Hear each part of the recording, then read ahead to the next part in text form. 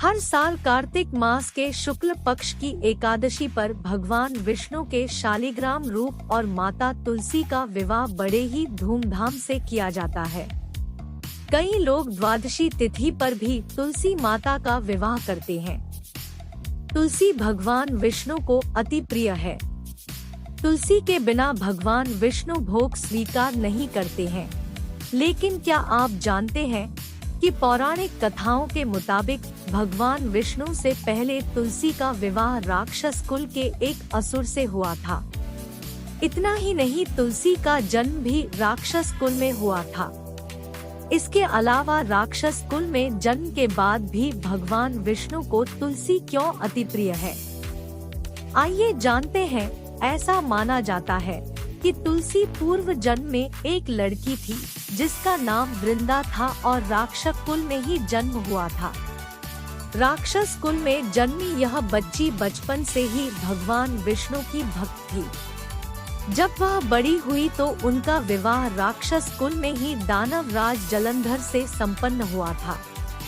राक्षस जलंधर समुद्र से उत्पन्न हुआ था। वृंदा बड़ी ही पतिव्रत स्त्री थी। वह सदा अपने पति की सेवा किया करती थी।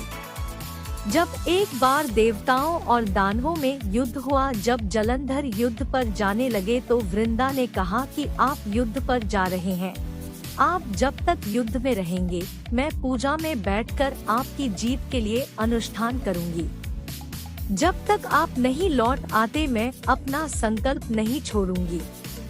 इसके बाद जलंधर तो युद्ध में चला गया और वृंदा व्रत का संकल्प लेकर पूजा में बैठ गई।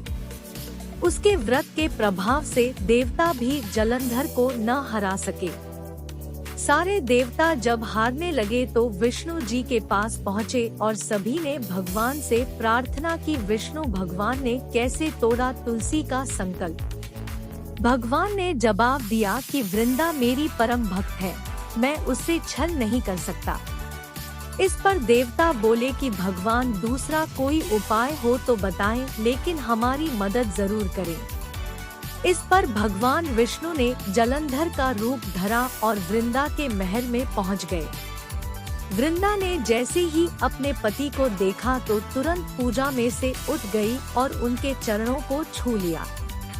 इधर वृंदा का संकल्प टूटा, उधर युद्ध में देवताओं ने जलंधर को मार दिया और उसका सिर काटकर अलग कर दिया। जलंधर का कटा हुआ सिर जब महल में आ गिरा तो वृंदा ने आश्चर्य से भगवान की ओर देखा, जिन्होंने जलंधर का रूप रखा था। तुलसी ने भगवान को दिया था श्राप। इस पर भगवान विष्णु अपने रूप में आ गए पर कुछ बोल न सके।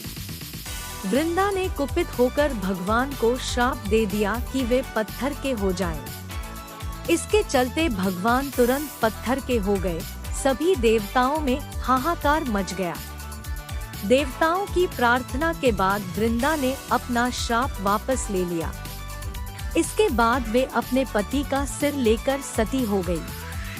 उनकी राख से एक पौधा निकला। तब भगवान विष्णु जी ने उस पौधे का नाम तुलसी रखा और कहा कि मैं इस पत्थर रूप में भी रहूंगा, जिसे शालिग्राम के नाम से तुलसी जी के साथ ही पूजा जाएगा।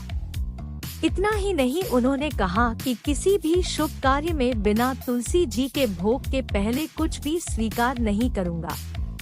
तभी से ही तुलसी जी की पूजा होने लगी। कार्तिक मास में तुलसी जी का विवाह शालिग्राम जी के साथ किया जाता है। साथ ही देवोत्थनी एकादशी के दिन इसे तुलसी विवाह के रूप में मनाया जाता है।